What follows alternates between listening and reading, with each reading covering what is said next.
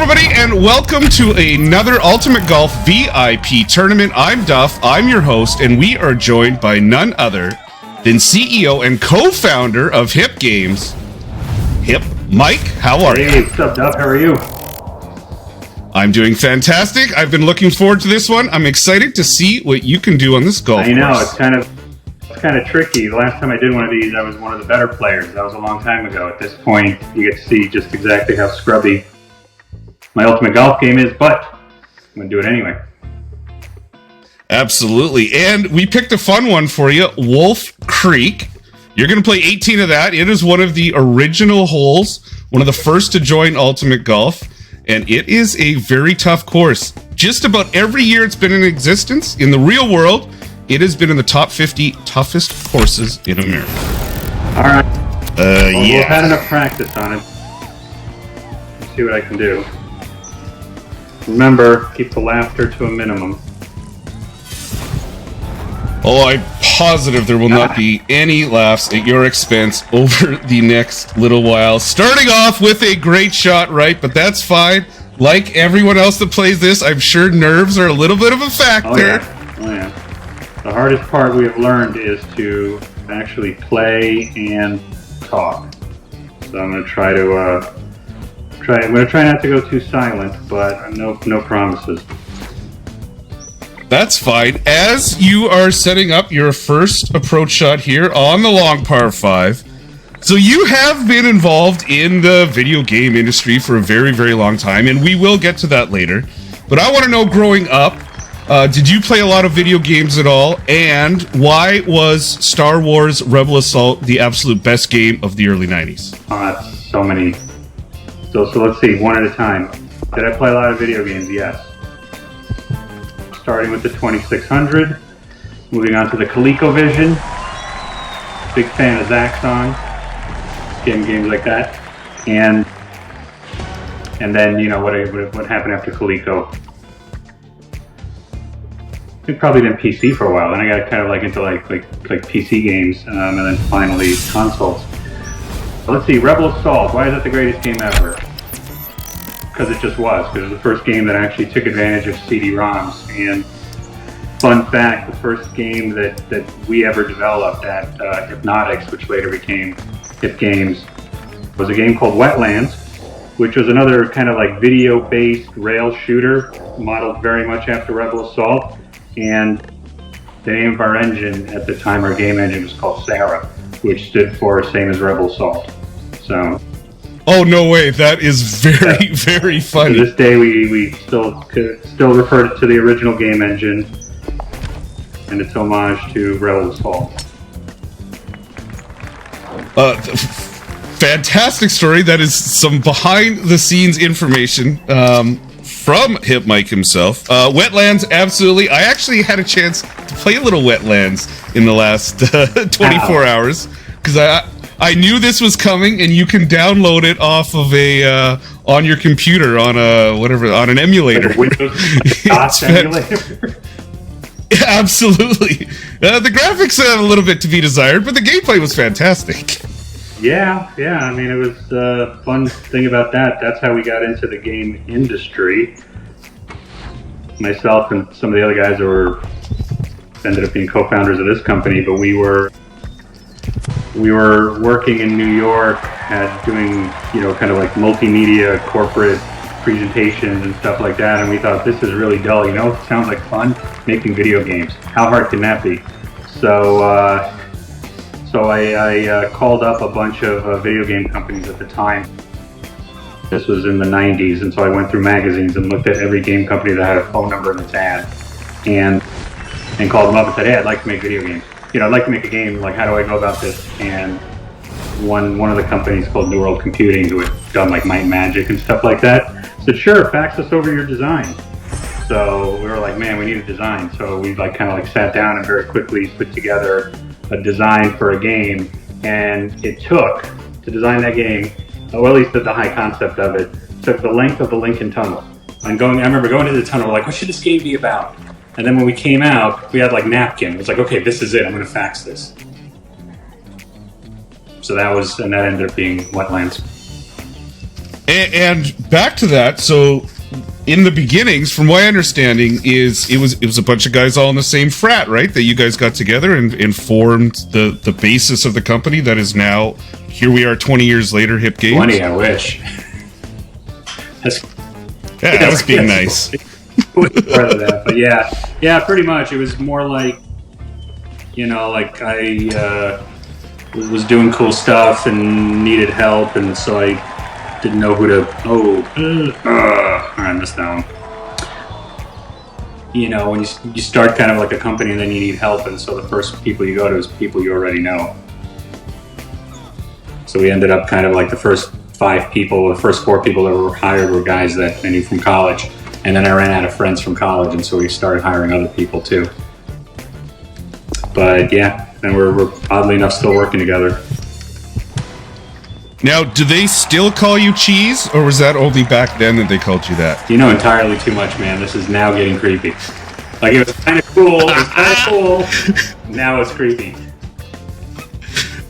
No, I don't want to call it that anymore. Except you. Okay.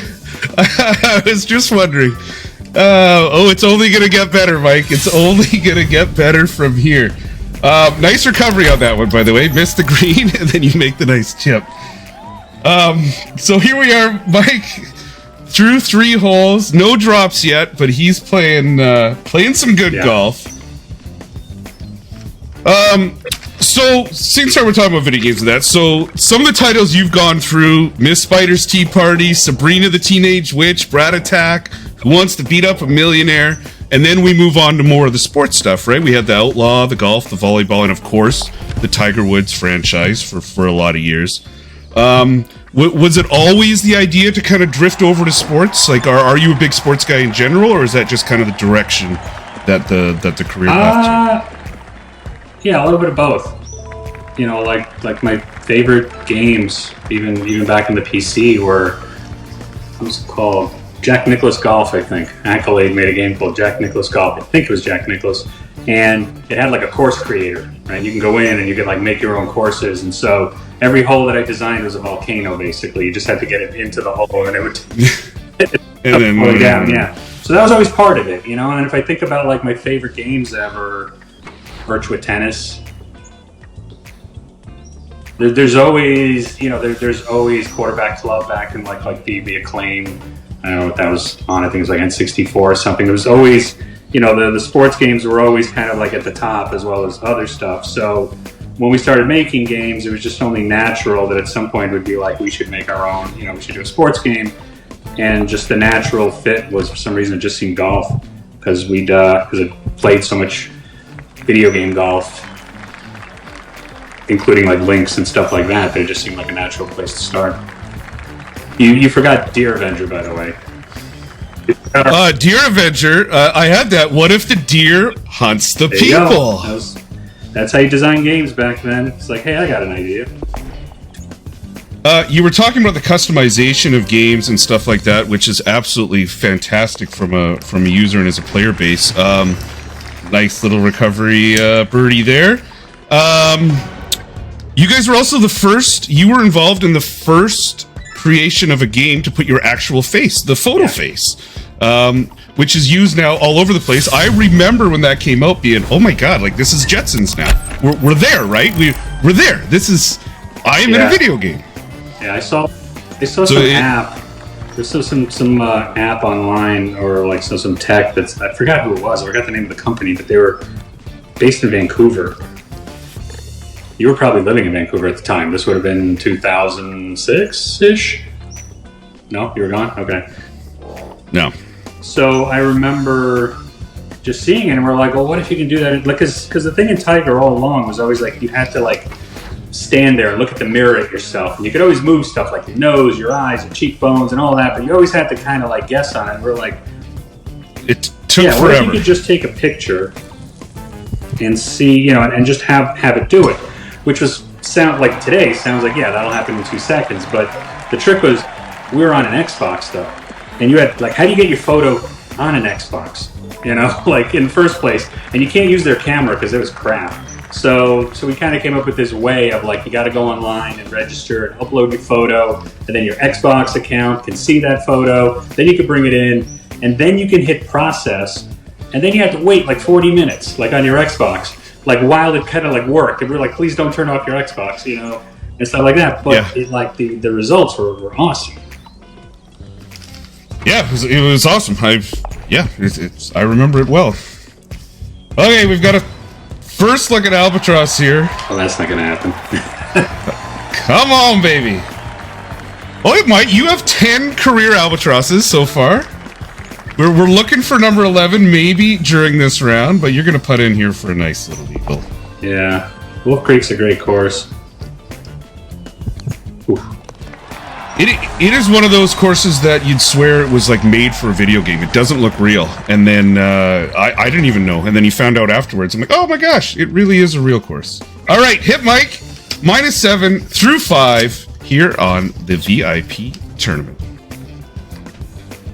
All right, and we're back. Hole 6, Hyp Mike at Wolf Creek. So, Mike, some of the clubs in this game and the balls in that are named super fun, and a lot of music themes to them. I wonder if you can tell us maybe what your favorite club name is and maybe the story behind it. Oh, there's a few, and I think you'll get the story right away. We got to start with the Red Barchetta. Just a little bit of Rush, a little bit of Rush, and then the YYZ that goes along with it, which absolutely. We were like. Oh, I figured everybody would know it, but you particularly know why that's an interesting name. Oh yeah, fantastic Canadian band. Well, also, isn't that the airport code for... Oh, YYZ is also, yes, the airport code for... I don't know, is Rush known worldwide? Yeah, they have to be, right? They're kind of popular. I think so. Yes, and YYZ, of course, is the airport code for Toronto Pearson Airport, where I worked for a very long time. Then definitely the Iron Maiden, because it's in iron.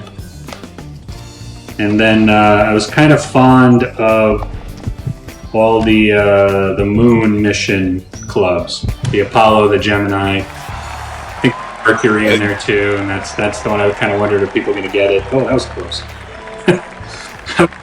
Oh! See, that's the key. Keep him talking. He's fast and loose. He's not thinking about it, and he almost. I was thinking like moonshot, golf, and then the idea was like, why don't we do the moon missions? And then it was like, is anyone going to get it? Because we kind of spread them out between different club types.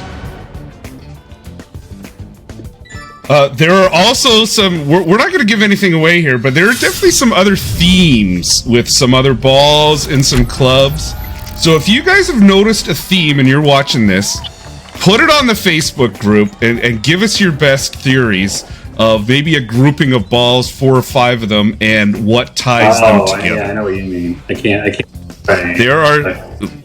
There are some good ones. Well, I think the backstory on what you're talking about, I'm not going to give it away, was I remember we had this kind of idea for a bunch of balls that are all tied together with a theme, and we're like, this is going to be so obvious, everyone's going to get it.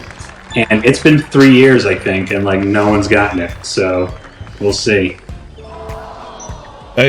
We might. Oh, bit of a green miss there. That's fine. You got this with the voodoo.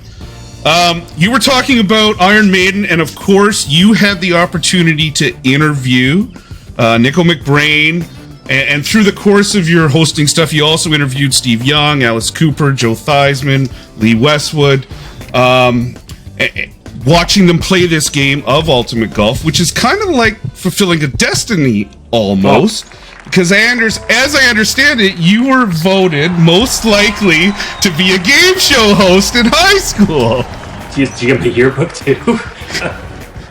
So I was. It's because I had a. Yes, I was. I was. All right. Nothing else to say about it. That is fine. And it would have been a fantastic second career had you not taken off and been so successful in the gaming industry. I'm keeping all options open. I don't know. There's lots of time left. Second career, Mike. Second career. That's what everybody's doing now. All right. Missed the green on 7, but he ain't going to miss it here on 8. Hellfire, the boss man. Hellfire named. Oh! Hellfire named after the missile. Oh, I didn't know that. I think so. We have to come up with all these club names, so you just kind of get like this theme rolling. I think there's a Maverick in there, maybe somewhere too. There's Maverick. There's a Maverick Club for sure. There's a Maverick Club. All right, so we're heading hole 9, the last one here at Wolf Creek. Wolf Creek, Mesquite, Nevada, just northeast of Vegas. I was looking at some aerial photos today, kind of to bring back the aviation thing. There's actually a runway, an airport, like right next to this hole here, to hole 9, and then it hits, I think, 12 and 13 on the back as well. Be kind of neat, be a nice day. Out golfing with the boys, maybe have a cold beverage and hit the ball around, watch some planes come in and out. I'm pretty sure, it's like all right, so what do I do here? You play this all the time. This is what always bothers me. There's nothing you can do here on this hole where it doesn't just roll back, right? So you've got options. So your options are to switch out from the Fusion to the red Barchetta, which is longer off the tee. So that will help you. You also have the ability to add a pin. So if you wanted to add maybe a stat boost pin, that'll get you up on it. I got power already. So you've got power. We could maybe switch over to the gold ball, because that's going to give you 11 power, I believe, versus the 10 you've got now as a base. Okay. That gold ball? This one? That one. Okay. There you go. So now you're at 11. And just get that full topspin on there. That's going to give you a little bit of extra. And yeah, you want to aim right kind of down the middle, because the wind's going to take you on the left side, and the left side's a lot flatter than the middle and the right. And it's actually cool because, so here, I know all about this course just because I've played it hundreds of times in the game. But I watched some videos earlier in Wolf Creek guys playing it, and I was shocked that these guys were playing it live, and I knew the breaks, everything, based on just me playing in the course. I'm wondering if you could talk about how you guys get these courses so accurate in Ultimate Golf. It is such a good representation of what they are in the real world. Yeah, I mean, the short answer is drones. We go out and we scan each course with a technique known as, I believe, pronounced photogrammetry. Thank you. Look at that eagle. See? Eagle! So, where we go out and, we scan them. And so, we use, we fly around, we get every bit, all the details, and then we bring them in and we put it in the game. All right, Mike, here we go for the back 9. Now, at the turn, are you a stop and have a beer and maybe a sandwich or a hot dog guy, or are you just a plow through, let's start number 10? Oh, no. I mean, when I play, usually by 9 is when things are just starting to fall apart. So I absolutely get a hot dog, do something, and be like, this has to be about something other than golf. So I'm definitely enjoy the break, because there's 9 holes of misery usually straight ahead. Take that break, maybe let 1 or 2 groups play through, and then catch up. Yeah, it's definitely like just to catch let your anger kind of flow out, digest the hot dog while the anger subsides. So, having played and built golf games for so long, do you get a chance yourself to get out and play very often? Not as often these days. But when I did, I was horrible at it. So it's probably for the better. So. Yeah, me too. But it's not always about. It's about hanging out with the boys. What's the nicest course you've played at? What was like the wow? This is pretty cool. Sawgrass, lots and lots of sawgrass. Because anytime we ever, at least once a year, we would have some kind of meeting with the tour folks and turn that into a round of sawgrass as well. That is actually where I hate the turn the most, because that's like that course you start off and you're like, hey, I'm gonna do well, I'm like all pumped, and it's a real, it's a legit pro course. And by the time you get to the 9th, that's it. If you're not in golf shape, you're done, which I'm not. And so I know the 10th hole of Sawgrass better than anything. because, and all it reminds me of is bratwurst, because I think that's what I get at the You can taste it. Just thinking about number 10. Have you hit the green on 17? Yeah.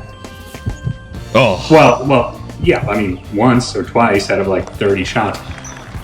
Yeah. One time I teed off, and it landed. I wasn't sure where it went because I didn't see it land, and so then I just took a second shot, and I saw it landed like on that little cart path that kind of comes out, and then I walked over, and both of my balls were laying like on either side of the cart path on the little grass patches that are there. So both of them went exactly the same spot, and both of them landed like right on the grass. So that's a good grouping, right? Yeah. But that is a treacherous hole. But probably one of the most recognizable holes in golf. Yeah. Probably the most. Absolutely. All right, so let's see. Number 11, way downhill here.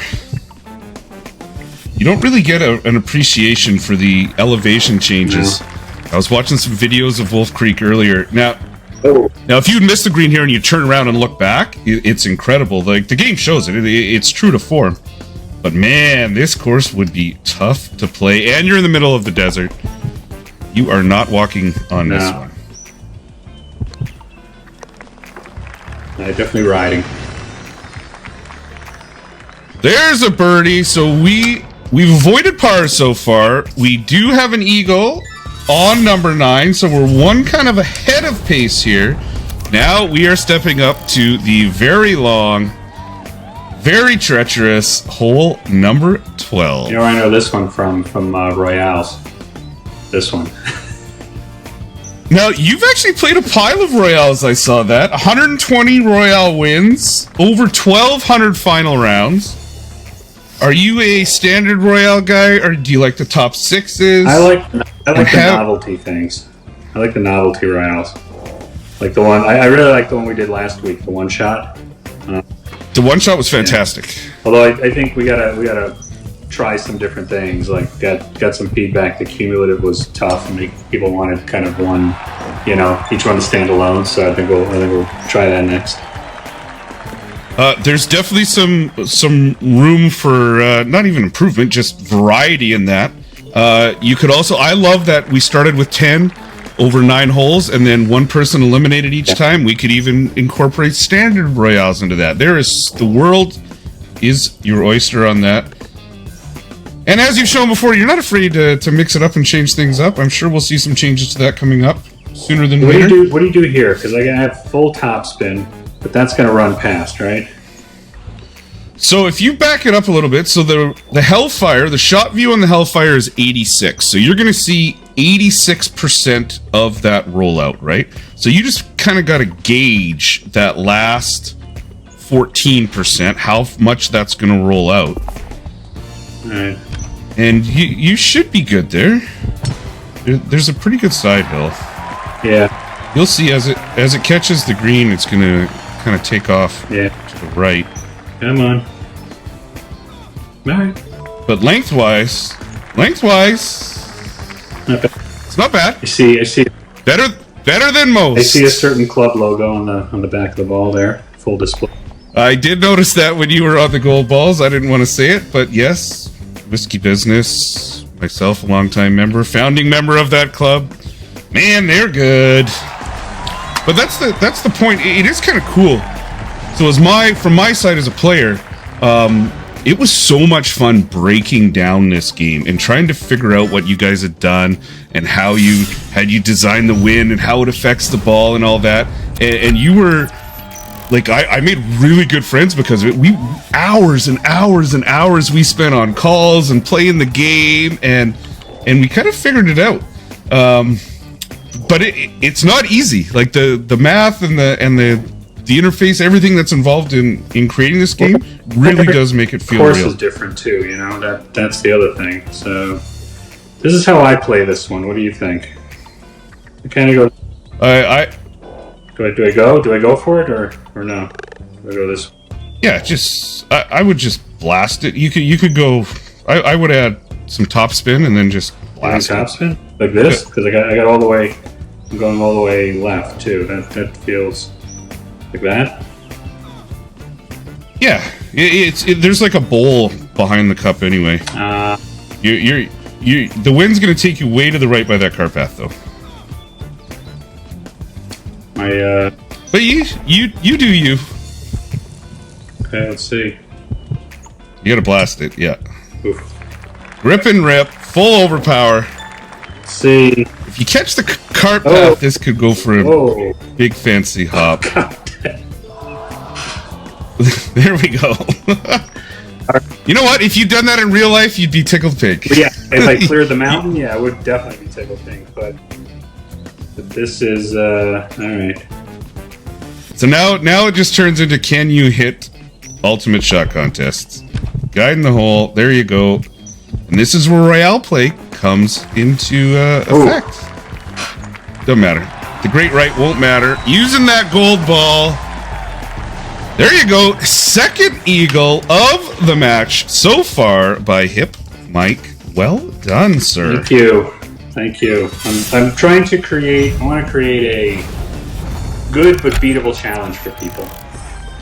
That is very nice of you to kind of to sandbag it a little bit to help the players win. No, I'm trying best I can, but I know that like kind of the goal with these VIP tournaments is to create something for everyone, right? So I want to make sure it's beatable. We leave the at some point it's going to be your turn, right? So we leave the tricky ones for guys like you and Snipey and company.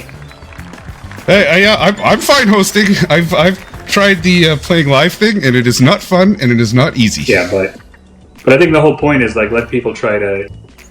Like I think that if enough people watched you play and saw exactly what you did, that increases their chances of actually beating you. And absolutely, that is a good point there, especially with that last hole. So you guys, if you're watching this on the replay, you guys are getting the exact same wins that Mike had. So you can see that big hot bounce off the cliff, off the cart path, over into the trap. Where now you can see that and maybe adjust a little bit further to the left, and it won't do that. If this goes in, oh wow, nice shot. This is a very, very tough hole. This is one of the toughest par 4 drops for me playing this game, and that is a very good shot.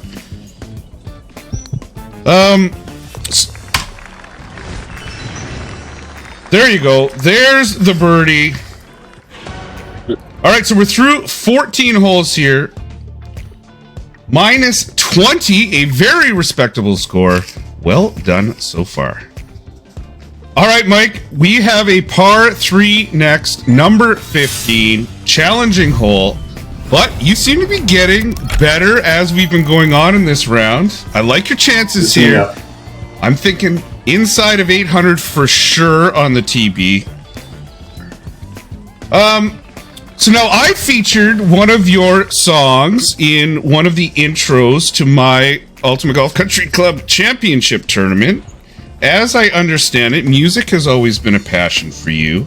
Are you still messing around, playing a little guitar? How often do you pick that axe up? I pick it up a lot. I don't do anything with it. Besides play the intro to like 2 or 3 songs that, oh crap. Get up there. So no, I mean I mess around plenty, but I used to record a lot, just like home studio type stuff. But the last couple of years, I've had this day job that kind of keeps me busy. Somebody has to come up with goofy tournament names. They don't. Absolutely. Do you still ever occasionally, when you're playing the intro to stuff, do you remember any of stuff from the old Sinful Tuna days, or no? I'm like, where's the camera? No, Sinful Tuna was the name of my band in high school. Do I remember any of it? Well, I mean, we mainly played like covers, so, you know, such classics as, like, you know, we played like Van Halen and then like some 50s. Like doo-wop, and then for some reason I thought it was really cool to do the entire Blues Brothers repertoire. That's amazing, by the way. Yeah, Soul Man, She Got Katie. And then for some reason the Dukes has a theme song. It was like, because like it was high school. Waylon Jennings. Yeah, Waylon Jennings. And it was the late 80s. And if you found sheet music to something, that was like rare, right? So you just basically learned to play whatever you found the music to, because it's not like you bought it. So, you'd buy a magazine that would have like tabs to a certain song, and you'd be like, I guess that's what the band's playing. So yes, we were really good because we had a great drummer, a really good drummer, a really good keyboard player, and a fairly decent bass player. The rest of us were crap. But if you have a good rhythm section and you get but they can pick you up on keys, they can just like, if I can't play a guitar solo, he'd play like the like Van Halen guitar solos on keyboard, and that's great because I was not going to play them on guitar. All right, let's see what we're doing here. This is like real golf. This is where I'm just starting to like be like, whatever, just hit the ball. You just hit the ball in golf. Waylon Jennings is probably one of my favorite music stories or celebrity stories, having famously lost the coin flip, which meant he didn't get to go on the plane when Buddy Holly, Big Boppa, Richie Valens, when they were all on that aircraft that crashed. So he lost the flip. There wasn't room for him, and then he ended up living to sing about them good old boys. I know that because had the music to it. There's actually like a third verse to that song that wasn't on the TV show, which is pretty funny. It's something about like, I'm a good old boy. I know my mama loves me, but she can't understand why they keep showing my hands and not my face on TV. On TV, absolutely. I grew up watching that. I won't sing it. I love it. 1969 Dodge Charger. All right, Mike, hole 17, one of the longest par 5s in the game. This one used to give us so much trouble. So because this course was from the very beginning of the game, we just had the baby clubs. We didn't have anything. So in order to reach that second fairway, you gotta stay right on this, right? Yeah, right. Best you can. Yeah. And then get that full topspin on there. That's what gives you the shot, though, at the green. And if not, you can go off the cliff, which we discovered early. That was the only way to make that green. Yeah. I don't know this. Which is fun. There you go. So I will tell you, when a new course would come out, we would spend hours going through trying to find every little cliff, every little undulation of a fairway, every little everything to try and give us just that extra few yardage, that advantage. Oh yeah, you're gonna get there no problem if you're already at Pegasus.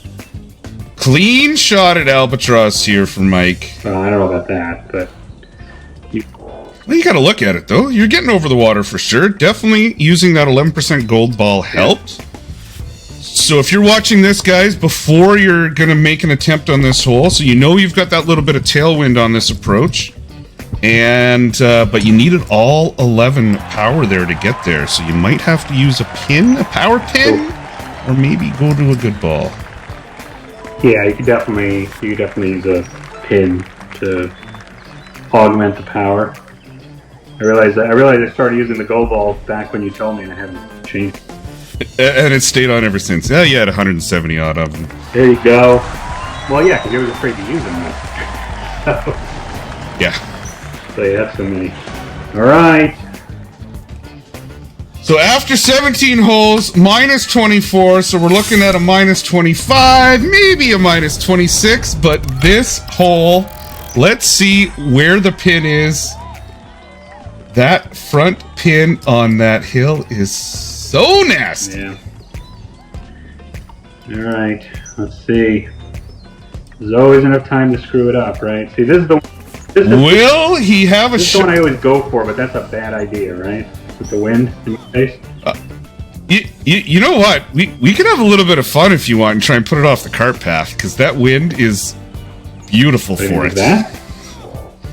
So go back to where the cart path is, And then just make sure your wind arrow is in line with the... See, the wind arrow's in line with the cart path? No. So you should be good. So go back up over where you were last time. Up and over. Up towards the pin. Yeah. So the wind is going to pull that back, right? And it's going to put it right onto the cart path. And if you put some right spin on that, it should bounce up and onto the green. You think? I've played this game once. So you think I should do this?